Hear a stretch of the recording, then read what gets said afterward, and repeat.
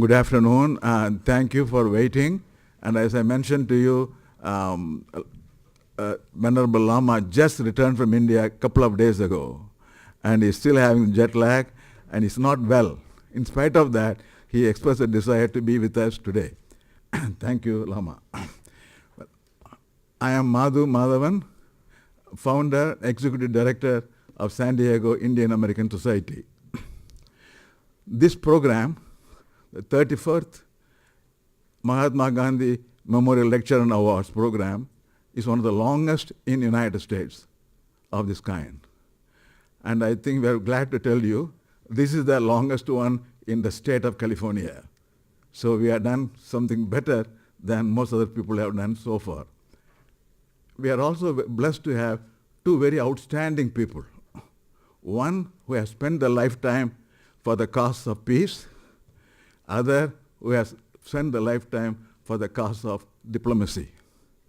He is a very well-known diplomat, Canadian diplomat of South Asian origin, and he is the first non-US president of the Institute of the Americas, an important institution today, particularly today, right today, which is, all of it discussing about that NAFTA, North American Free Trade Agreement negotiations. And he is one of those people who has helped this organization in the beginning. So before we start the program, I would like to say a few words about San Diego Indian American Society. It started about 34 years ago.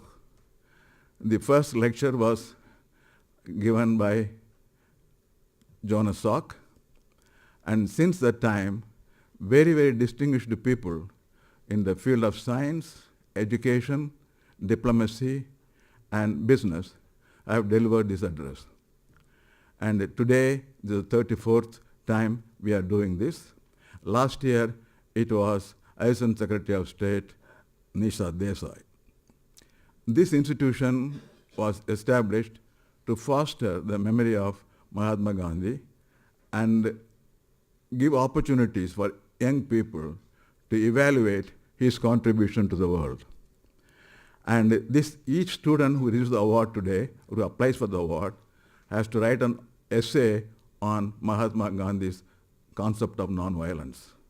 One such essay will be read today in the meeting later. And we are able to do this simply because that many people of Indian origin in San Diego have supported this organization for a very, very long time. When we started it, we had just about $25,000 in trust fund, and we did not have much of a scope. We will be able to increase it. But today, thanks to your support, that we have $670,000 in trust fund. Over the years, we have supported 60 outstanding high school scholars with awards over $600,000. This is something that we did not anticipate will happen, but it did happen. We have to do a lot more to do that.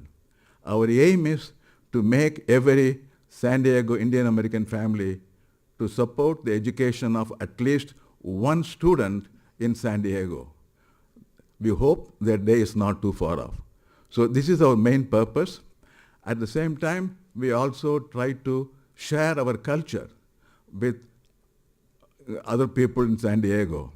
One such activity is the Festival of Lights. The 10th Festival of Lights will be held in Balboa Park on October 14th. KBBS and other places will be involved in promoting that activity. This has now become a city-wide event attracting approximately about 10,000 people. So we would like to have the opportunity to share our culture, to share whatever knowledge we have, to share whatever wealth we have to the people in San Diego. That's the purpose for which we established it. Now, I'm going to invite Lama Tenzin. Before I do that, I want to tell you, he is the personal emissary of 14th Dalai Lama for world peace. As I said, he has spent his lifetime in fostering peace around the world, and he just not well. He just returned 2 days ago. He's still sick, but he wanted to be with us today. With him, his father also has come. We welcome you, sir, for coming there. And so it will be very interesting to hear what Lama Tenzin has to say. He said he will try to speak for a couple of minutes. His throat is not well, but he's going to speak. Lama Tenzin. Thank you very much for inviting me here. And I feel very honored and privileged to be here with all of you today. And though I am a Tibetan, but I was born and raised in India and educated in the personal monastery of His Holiness Dalai Lama. And I'm deeply respect and very much fond of the Indian unique culture heritage. And that is deeply rooted in the global message of His Holiness universal responsibility and kindness. And I have many friends in India since the childhood. And I go back to India maybe 3 or 4 times, to 4 times a year, and spend with my Indian friends and Tibetan friends, and meet Holiness. And last month, I was in Mumbai, sharing some of the message of Holiness to our Indian brothers and sisters.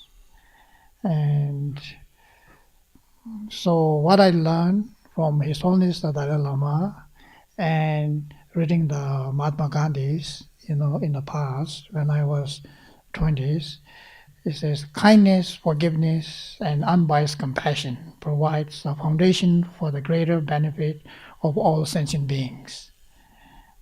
Mindful of those 3 aspects enable us to not only recognize our innermost state of happiness, but also transcend into greater happiness, which in turn brings a positive effect to our global community.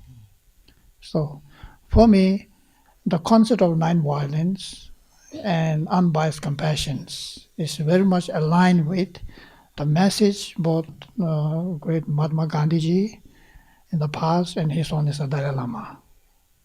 You see, and if we ask this question to ourselves, what is the concept of nonviolence, and what is the unbiased compassion, and how we measure the violence through our moral compass, for us to see our innermost ethic, which give us opportunity to respect, the others, the human beings, and all sentient beings. It's a sense of responsibility. First level of sense of responsibility, and the second level. Then, if we keep making effort, continuously, then it will lead us to the universal responsibility that starts from our own heart first, our own family. Then we begin to respect the other human beings in our neighbor street, community, and then to nation, then to international level. Yeah? Then what happens is the understanding of other culture, and how people live a life based on their own culture, and the value of compassion, value of heartwarming love and kindness. Then is the only time, then we will gain realizations that these 3 aspects are the main tool to overcome all violence, all sorts of violence. Yeah? The violence from community level, national level, and international level can only be solved through the genuine dialogue, between human beings. So at the end of the day, we all love to live in peace and harmony within each other. So violence starts from ignorance. So I often speak of thinking in a two different type, the healthy thinking and unhealthy thinking. All the various type of the violence start from unhealthy thinking. See, the violence that does not come from the heart, is from the thinking. So we have to see the significance of combining the state of thinking and the heart, the feeling, and then make the best use of ourselves and our mind to see how much benefit we can bring to our global community. See? So always look at any kind of issue from the broader perspective. Then you would see everything is positive. When too much emphasis is put on for your own self-interest, what it does is it narrows our vision, it narrows our perspective. You see, then you lose the respect to others' benefit. And in the name of peace, many wars has been fought in the history. The peace is not the action. It's a state of mind, or it's an abstract, sense of abstract. But in the name of compassion, not even one war has been fought. But you have to prove that you live with what you say and what you preach. That is compassion. And I have organizations, the Friends of Dalai Lama. We have established these Friends of Dalai Lama before His Holiness the Dalai Lama World 80th birthday, 2015. And we reached out to 1 billion followers in social media in 1 week. So our mission is globalizing compassion with the action. Make a change one at a time. Yeah. So this is also a concept of non-violence.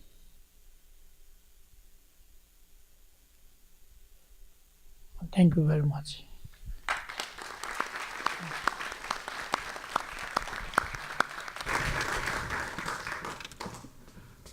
Before Ambassador Khokhar going to speak, let me say a few words about him. And I'm not professor. It always comes to my mind only professor. I think he could be a professor also of trade policy. So, as a president of the Institute of the Americas, he is responsible for developing many policies in the area of energy, trade, and everything relating to Southern Hemisphere.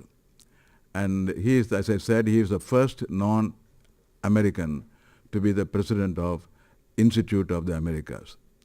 He has, in Canada, he is one of the topmost diplomats.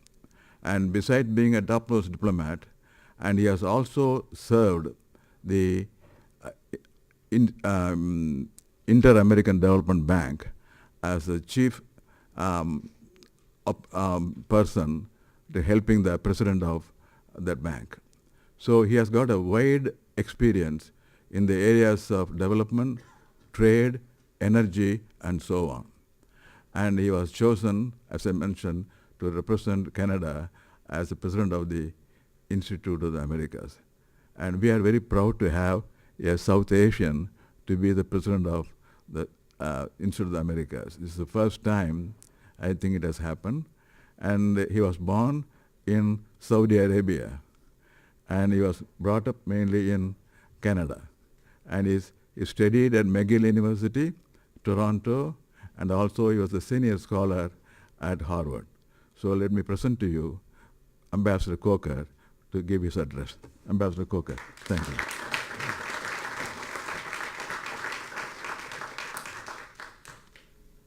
I'm not sure I should say much after the Venerable Lama has spoken. There's very little to add to a message so profound and compelling as his. But think about these words. Our ability to reach unity in diversity will be the beauty and test of our civilization. Again, unity in diversity, the beauty and test of our civilization. Mahatma Gandhi offered that much quoted quote in 1925. But can it be any more relevant and meaningful and powerful than it is today? When I was first asked to address this audience, I had every intention of speaking about what I know best, issues of foreign policy, trade policy, NAFTA, diplomacy, which I've practiced over the last 30 years.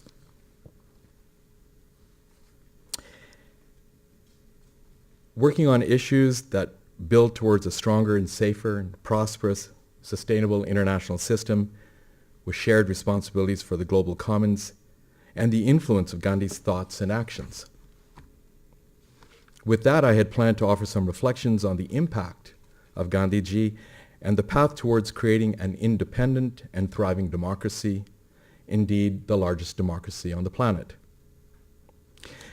To speak about the impact of how Gandhiji's tradition of nonviolence and how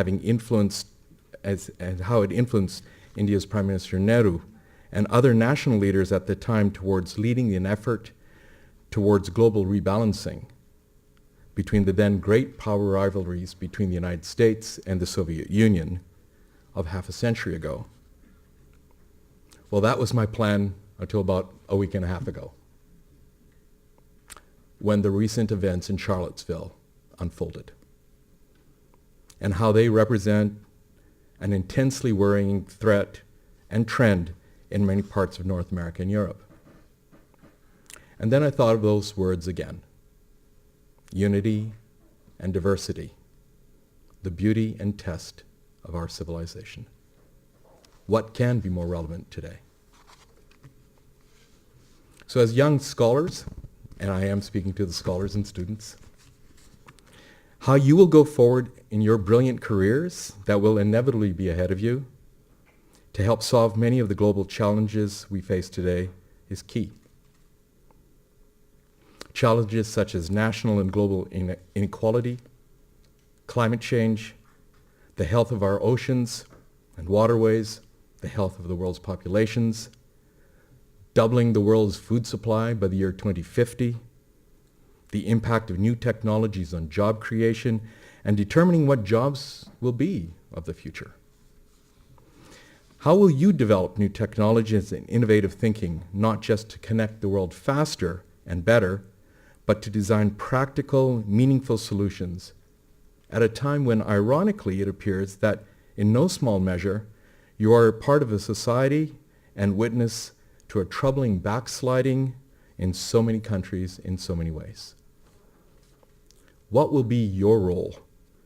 Your role not as professionals, but as civic leaders, as citizens.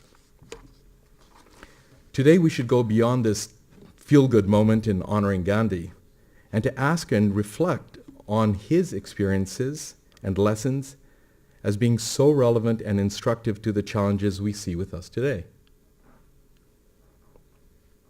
In an enduring 40-year struggle towards national freedom, he had to unite a country which in large parts of Indian society was intensely divided by communal, socioeconomic differences, religious, and linguistic prejudices. He sought to treat national identity separately as an overarching and unifying meta-objective. For example, the path, or his path to unity, did not mean homogenization, particularly through ethno or ethno-religious nationalization. He urged people to live up to the teachings of their religions, whichever religions they belong to, both in truth and in spirit. And towards national reconciliation whereby the efforts towards national reconciliation were by no means easy. But there were overarching objectives: independence, nationalism, and citizenship. So when one talks about Gandhian principles, particularly in the terms of nation building, there are often key words that one hears repeatedly: equality, fairness, justice, freedom, forgiveness. But we have to go beyond the words and understand the spirit in which each one of those, what is it that each one of those represent? Some years back, the University of Washington's Center for Multicultural Education in Seattle convened a valuable panel of global thought leaders to set out some principles upon which to build citizenship education that balance diversity and unity to better prepare us to become more effective citizens in a global context. Some of the challenges they outlined twofold. One, understanding better diversity and unity and global interconnectedness, especially learning about the complex relationships in local communities, the countries and nations in which we live, and the world around us. And two, that we need to do a better job in learning and understanding the ways in which we, within our own neighborhoods and communities and the countries in which we live, are increasingly interdependent with a broader global community and are connected to the economic, political, cultural, environmental, and technological changes taking place across the world. It's ironic that in this hyper-connected Facebook, LinkedIn, Skype world in which we are personally empowered to cross borders and time zones effortlessly, it seems like never before are we so removed from so many of the realities and the impact of globalization. Positive and negative, the impact has been on our doorstep for quite some time now. And with that comes new and different ideas, beliefs, and indeed people.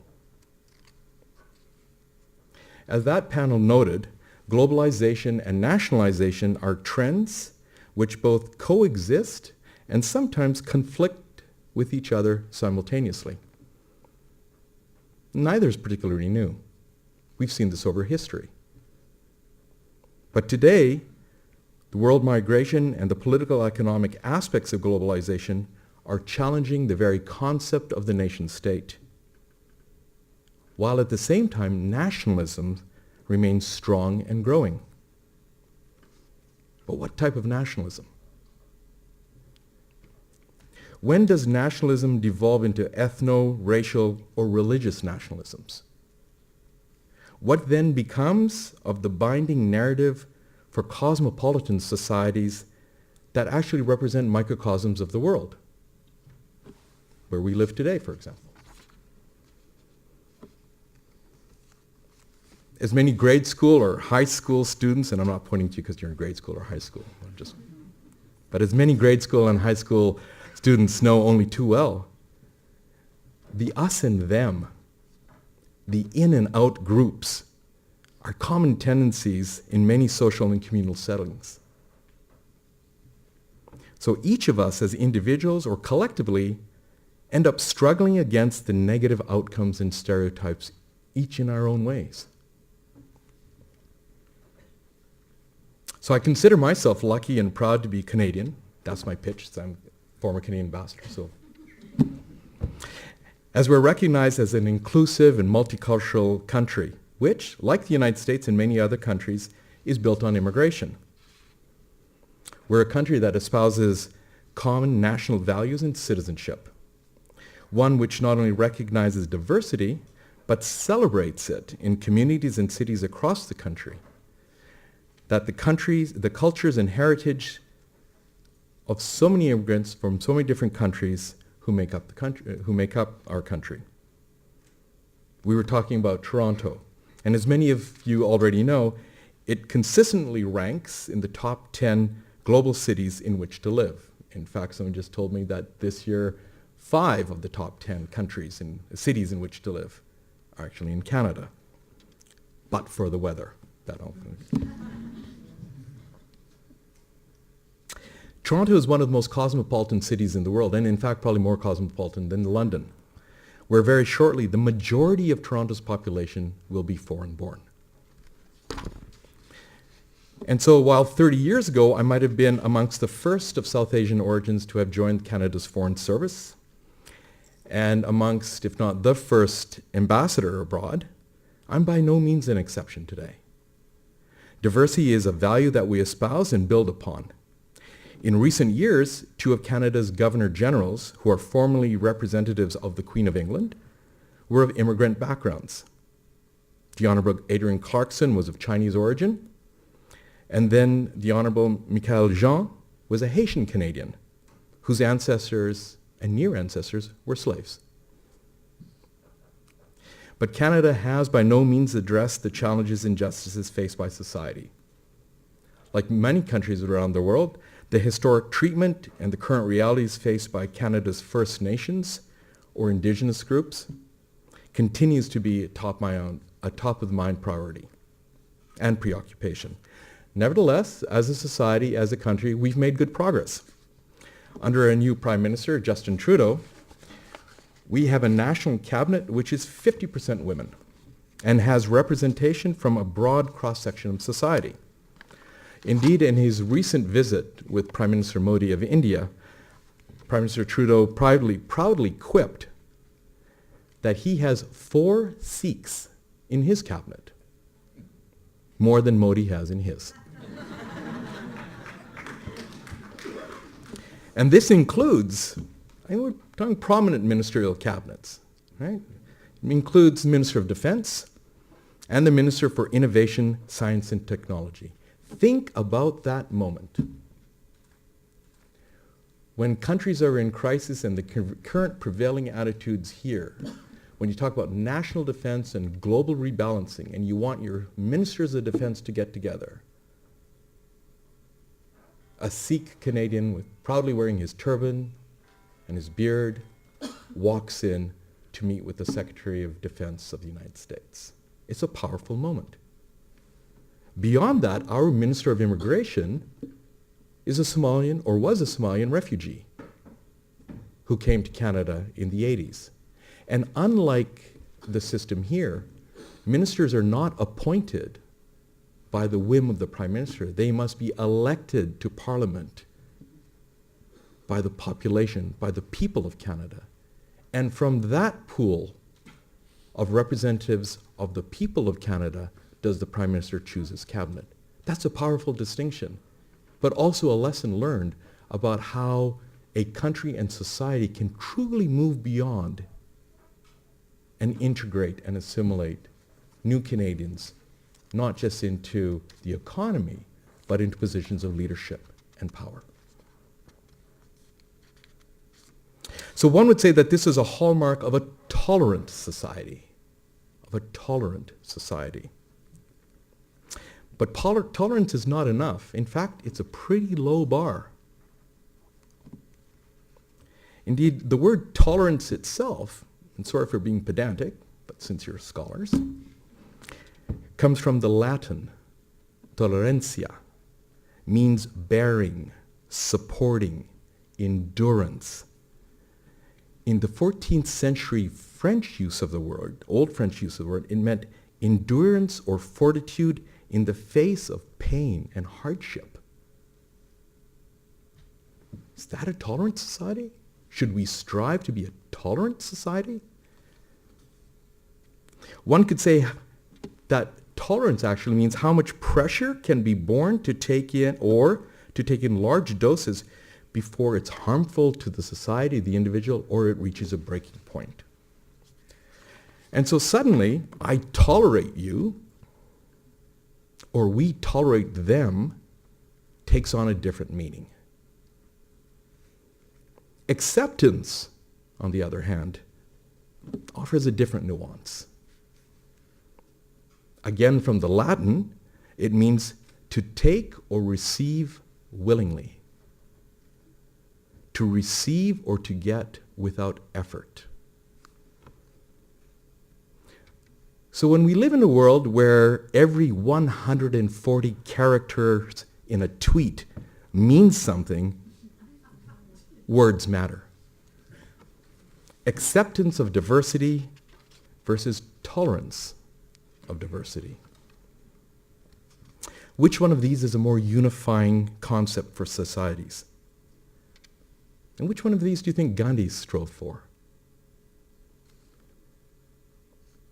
National integration and unity has to be worked at. It just doesn't happen. It comes through persistent efforts to educate both individuals and communities and having a sound set of public policies. Canada has had a policy of multiculturalism since the 1970s. And indeed, it is one of the few countries in the world to have a Department of Immigration and Citizenship. Immigration and citizenship. Rather than treating the issue from the perspective of control and policing. Against this backdrop, however, many countries are today in the midst of a struggle to reconcile immigration, as well as the challenge of managing increasingly large flows of migration and refugees fleeing from economic hardship, wars, violence, or human rights persecution. In other countries, would we have expected that here today? In a country that has traditionally set the benchmark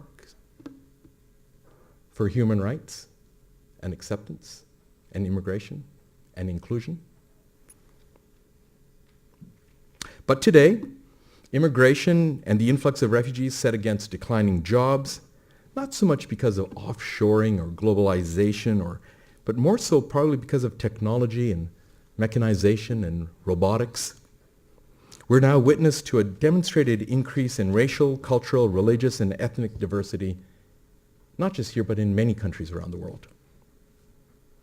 So together, these forces test and strain the tolerance of societies, let alone allowing us to strive towards acceptance and walking towards unity. As that University of Washington study noted, today, global interconnectedness calls for an understanding of events and issues that cannot be controlled or resolved by a single nation. And migration can become an issue which increasingly polarizes between people who are willing to accept that migration brings benefits and those who downplay or deny that it also brings costs. As a diplomat and a foreign policy observer, this was clear to so many of my colleagues and professionals many, many years ago. But today, for the general public, whether they get the news from CNN or Fox or the BBC or the internet, these new realities and their impact don't require professional interpretation. It's pretty black and white. It's good and bad. And you can make those choices and those interpretations without intermediaries.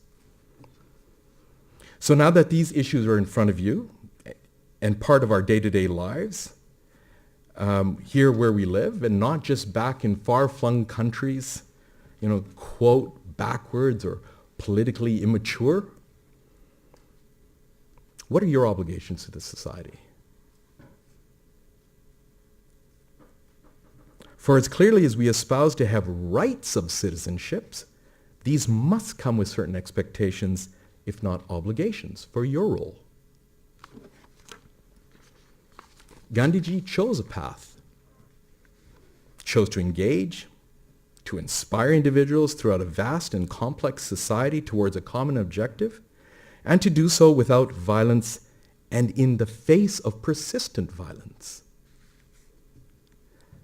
And against a violence that was not just physical, but a moral and ethical violence. In some respects, we face today similar dilemmas.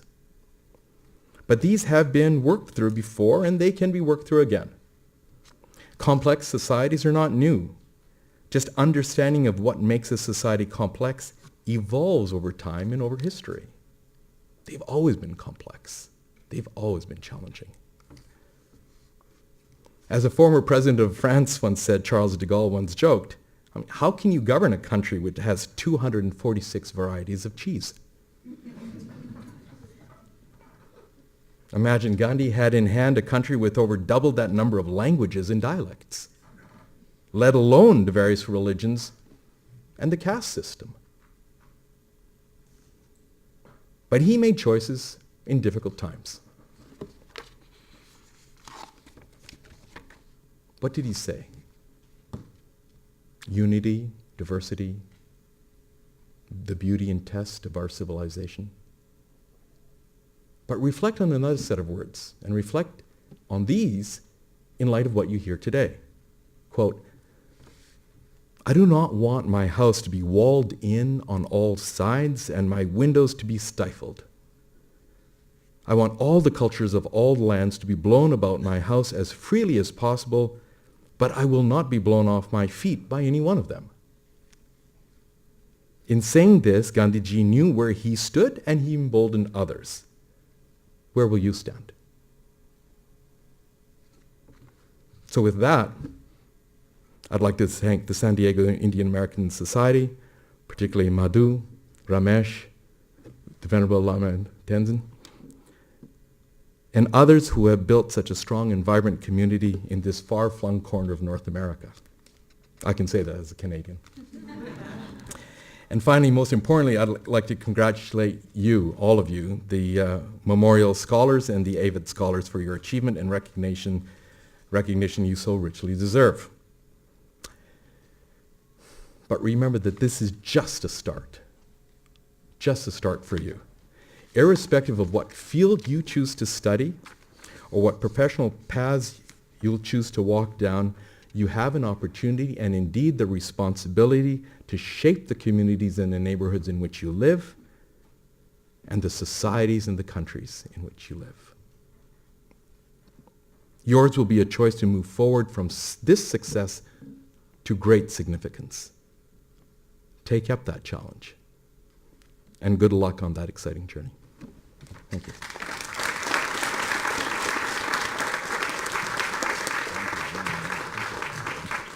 Before I introduce Dr. Ramesh Rao, I would like to take the opportunity to thank all those who have supported us with a donation for the scholarship.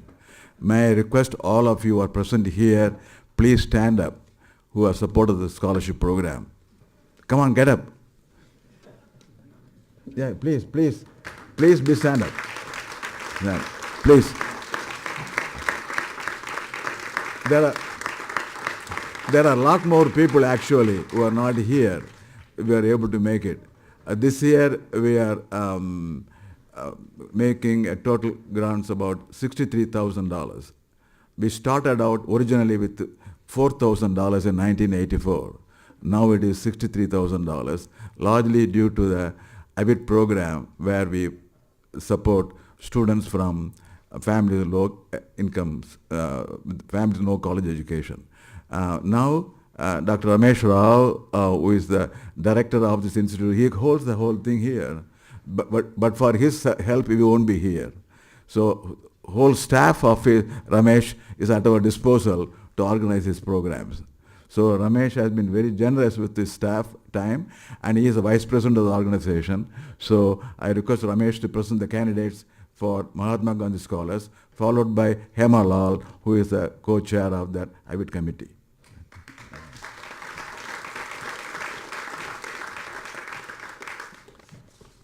So the main event here, of course, is the recognition of the scholars. I will have some comments to make at the end after both sets of awards have been made and the students have had a chance to read their essays, which I really think is the highlight of this program. So let us begin with the Mahatma Gandhi scholars. I will call on each one of them and we'll have certificates and the checks for you. First up, Nicole Abreu from Sweetwater Union High School, who's going to be a Triton, UC San Diego.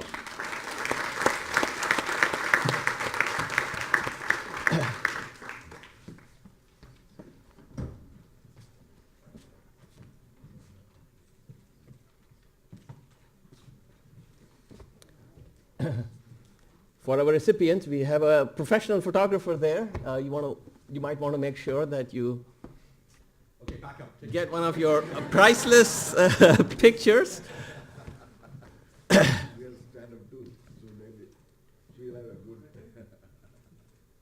Thank you. Next up, Jay Dalvie from Poway High School, headed to St. Louis University. Congratulations.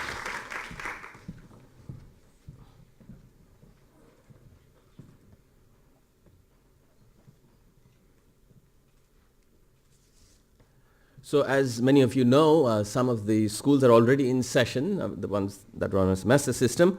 The next recipient, Asia Duncan, isn't here. She graduated from Helix Charter High School and is at Harvard University.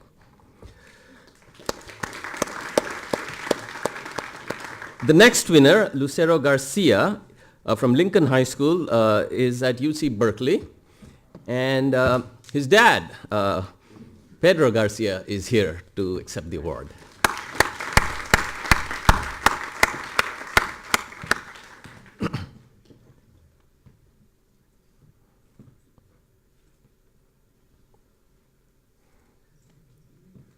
Next up, Odelia Ha from Escondido High School. She's at UC Los Angeles, UCLA. Christine Lee may be here to accept the award on her behalf.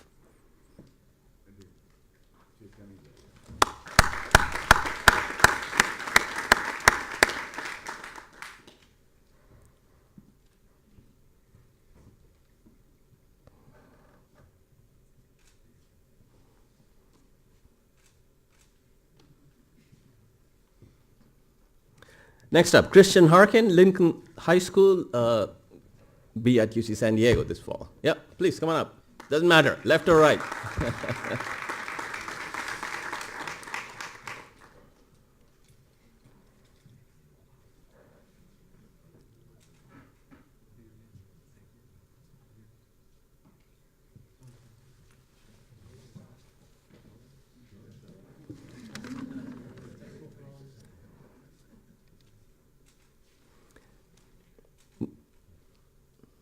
Very good.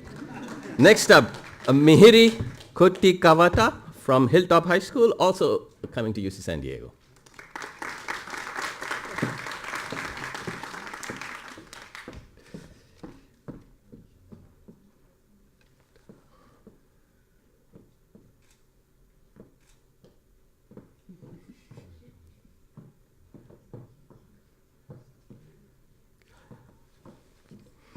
Next, Onrei Ladao, Mount Miguel High School, headed to Georgetown University, where all the action is, Washington, D.C.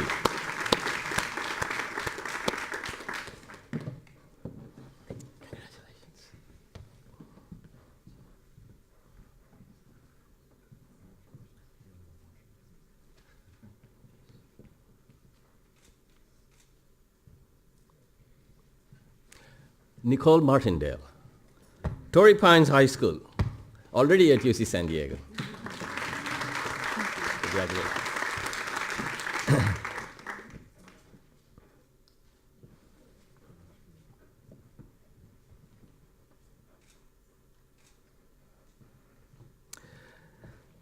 The next recipient, Anugraha Panneerselvam from Rancho Bernardo High School, is at UCLA and is unable to receive the award in person, but let's recognize him.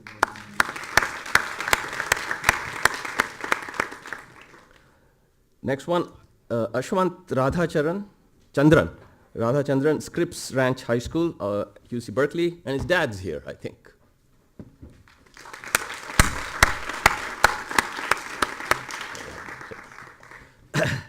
You won't look like a student.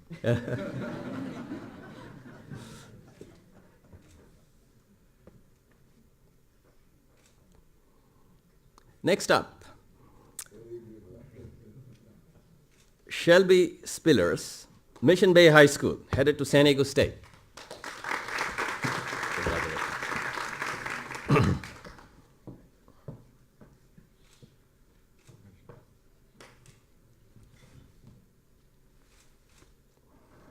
Shelby will be reading his personal statement later in the program.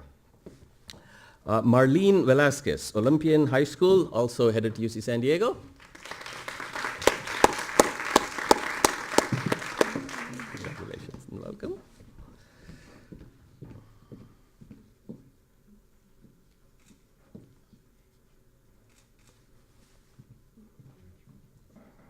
Next up, Ryan Winters from Rancho Bernardo High School, headed to Cal Poly San Luis Obispo.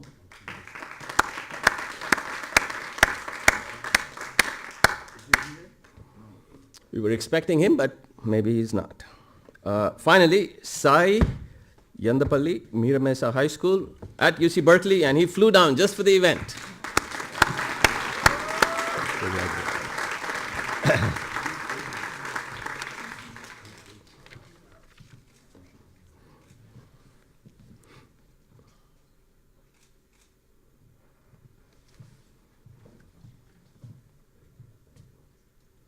Round of applause for all the Gandhi scholars.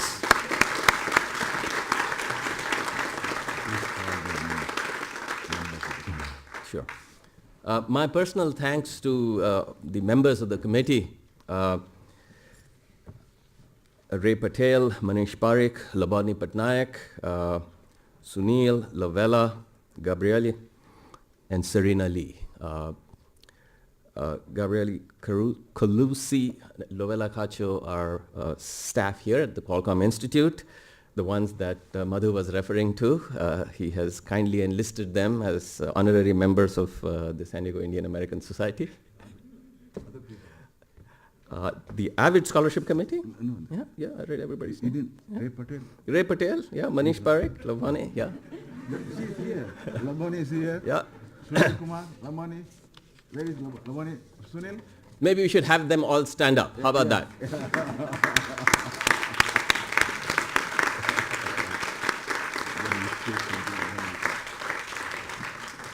So Hema Lal will now present the AVID scholars.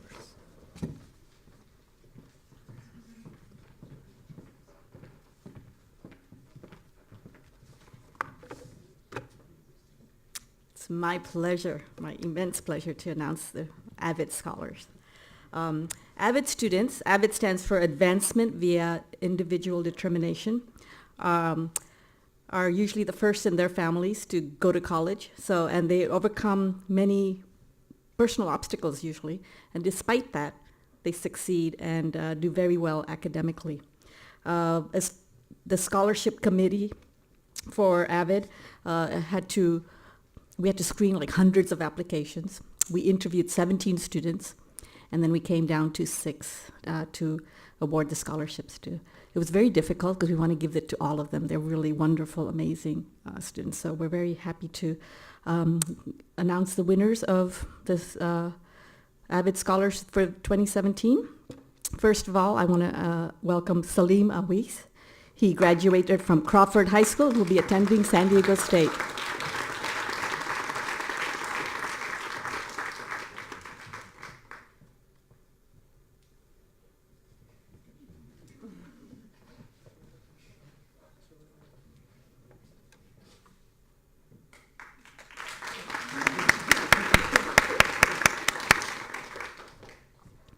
Baldred Carrillo graduated from Orange Glen High School and will be attending UC Santa Barbara.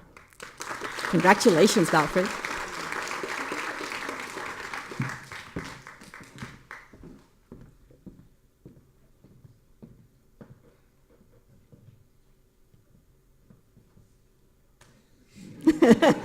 Hold on to that money.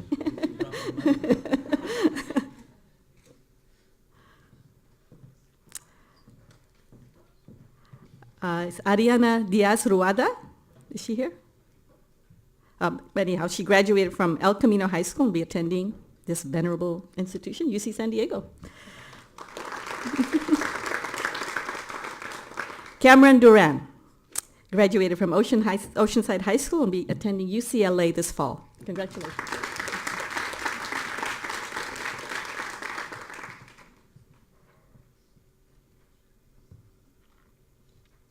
Esteban Mendez graduated from Granite High Schools, will be attending Boston University.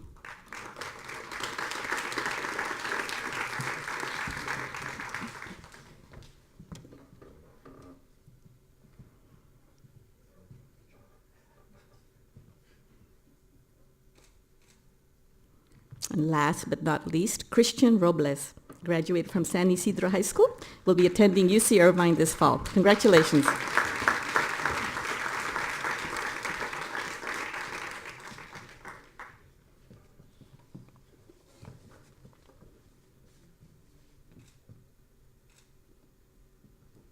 Thank you.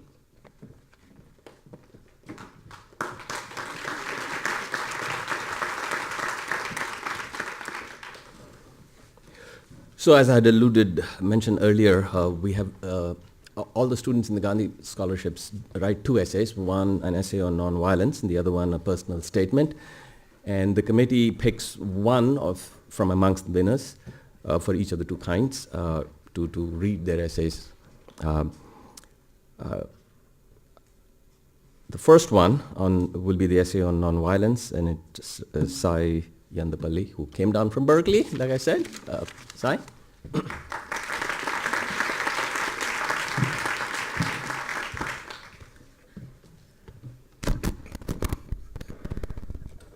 Good afternoon, all. My name is Sai Yandapalli, and I'm going to be presenting my nonviolence essay. First and foremost, I'd like to thank the San Diego Indian American Society and all those involved with the scholarship program for not only the scholarships, but also for flying me down from Berkeley to here to allow me to present my story to you guys. So thank you for that. Punch, smack, crack, splatter. It was an ordinary day at the tennis courts. Birds were chirping, the wind was blowing, and the rhythmic pounding of tennis balls filled the air. However, the peace was interrupted with a man's shrill scream, an ear-piercing crack. A man had thrown his racket at a teenager, angry that the teenager had stolen his tennis balls. The teenager, furious over this presumably false accusation, charged at the man. After tackling him to the ground, the teen began to club the man's face, and the beige tennis court slowly began to turn, quite literally, blood red. For a few seconds, I was in shock. How could these men beat each other over a few mere tennis balls? More importantly, why was nobody trying to stop them? I immediately sprinted to pull them apart. After several minutes of me attempting to wrench them apart, I began to try to reason with them. Look at you guys, beating the blood out of each other for a few tennis balls? Stop it. Just stop and think. The bloody, violent pandemonium ceased to a halt as the men stared at each other, gasping for air. After helping them up, the teenager confessed that he had mistakenly taken the balls and offered his apologies. The man apologized as well, confessing how it was wrong of him to throw his racket in the first place. He was merely frustrated his wife had left him. The teenager chuckled, explaining how his girlfriend had also left him the previous week. The men talked, laughed, and exchanged stories, and just like that, what had been a frenzied, angry brawl had transformed into a moment of kindness and companionship. Though this was just one of millions of daily fights worldwide, it completely transformed my worldview. I realized that violence is nothing but damaging and ultimately pointless. Best explained in the clever words of Mahatma Gandhi himself, an eye for an eye makes the whole world blind. As a Hindu Brahmin myself, I was a strong proponent of pacifism, and the belief that any violence was immortal was embedded into my very core. But after witnessing the tennis brawl, this mindset transcended just physical violence.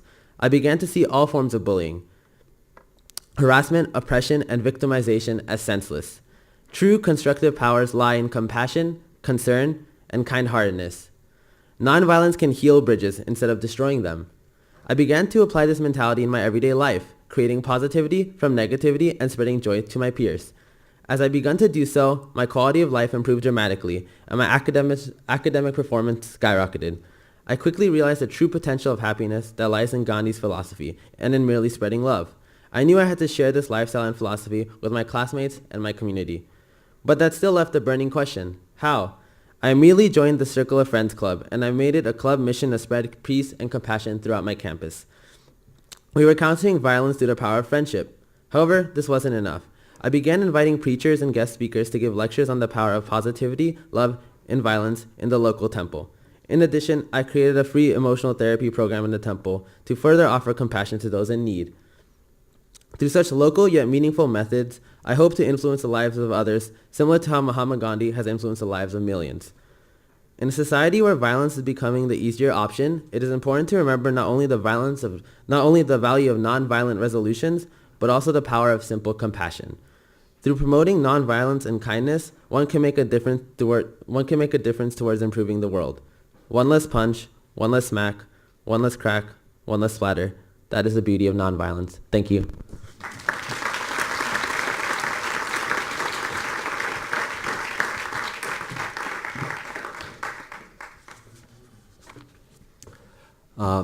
The next speaker will be Shelby Spillers. He will be reading his personal statement. Shelby.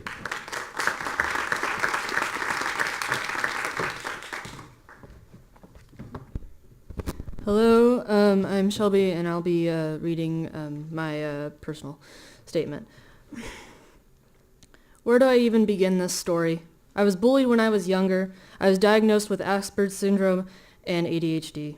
I love film, I love to cosplay, and I am transgender. Pretty typical, I know.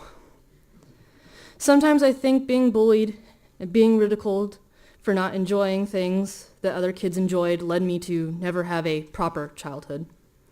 I was never happy, I was constantly depressed, and oftentimes I was suicidal. The Asperger's syndrome didn't help either. I did poorly in school, however, it was also what saved me. I was admitted into a program tailored towards people like me, and I was able to learn, I was able to flourish. I was finally able to be happy, but it was too late. My childhood was gone. Because I was bullied, I became all too serious and mature beyond my years. Yet due to my Asperger's syndrome, I am 2 years behind everyone socially. Therefore, I am an 18-year-old child who hides behind a mask of absolute adulthood. All the loves of my life came to me relatively recently. I loved many things before, but they were merely parts of the whole love. I loved telling stories, but I could never write the words that painted the picture I wanted to paint in everyone's minds. I loved dressing up as someone else, because sometimes I would rather not be myself. These loves matured and gathered more material throughout the years and transformed. Instead of writing stories and hoping the reader saw what I saw, I started to make stories using film so the viewer would see everything exactly the way I wanted them to see it. Instead of dressing up to forget who I was, I dressed up and cosplayed with my friends because I love who I am and love who I am with. Sometimes you are born who you are, sometimes you are made into who you are, other times both. Well, I was definitely born transgender. Today, many of the people I know seem to either be transgender, genderqueer, gender fluid, non-binary, or something else. I do not know if it is because I attract those types of people, if it's popular trends, or because there's just that much misfortune in the world. I've never hoped for someone to be like me, to feel like you don't belong in your own body. It is the worst feeling in the world. However, like all things, progress is slow. I'm still trying to get enough money to start testosterone therapy so I could finally become comfortable in my body, so I could finally become the man I want to be. So far, my story has been a whirlwind of twists and turns, tragedies and comedies. My story is not finished either. Sometimes you do not know what the next chapter of your story will be called. This time, I do. It will be titled College.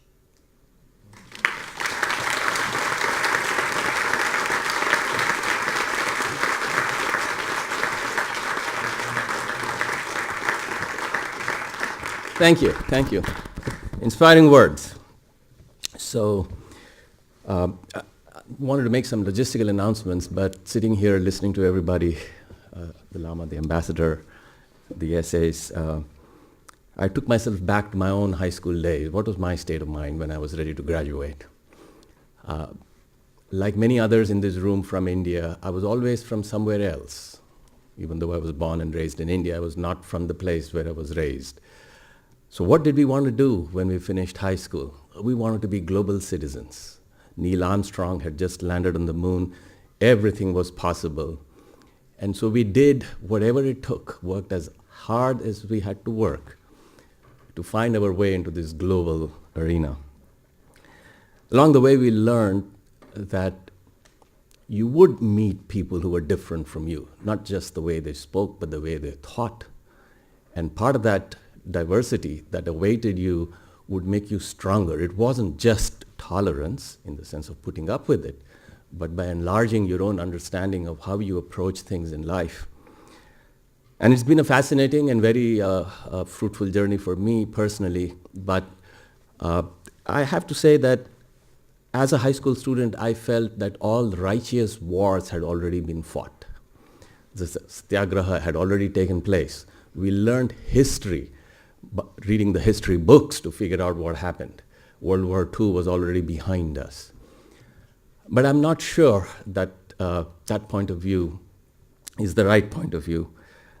And so as the next generation, as you graduate, you have no idea what burdens you're going to have to carry, what burdens you'll have to shoulder. Things that many of us took for granted apparently can't be taken for granted and shouldn't be taken for granted. So while you pursue your dreams like we all did, I think you need to go back to basics and think more deeply at a more personal level. What will you do? You know, compassion is not a passive activity. It is a call for action. And I think many of you will find yourself drawn into rebuilding, I think, the fabric of the community that we've taken for granted. So, what lies ahead? We have a reception for you. And you know, as has been mentioned, this is the Qualcomm Institute, where we do technology sort of infused stuff that cuts across disciplines. And there's always something new. This year we have a new virtual reality setup, 2 doors down. It's actually not completed yet, but you're welcome to wander in. This is, you know, I got more megapixels than you type of shown off time. So we have 2 video walls, a cave, that when it is fully lit up, it's not fully lit up this afternoon, but it's impressive enough, but when it's fully lit up, it will have 500 megapixels, okay? Your phone has about 10 megapixels, which you can never see unless you have a big screen. HD TV is about 8, so you can come back here and see 500 megapixels and what that might do for you. So with that, let me thank everybody here with the help that put in to create the scholarships, to select the scholars, to organize the event, and our distinguished speakers who took the time from their busy lives. So please mingle and enjoy yourselves. We do a group photo here on the stage, and so we would like to call on all the award recipients to stay back. Thank you.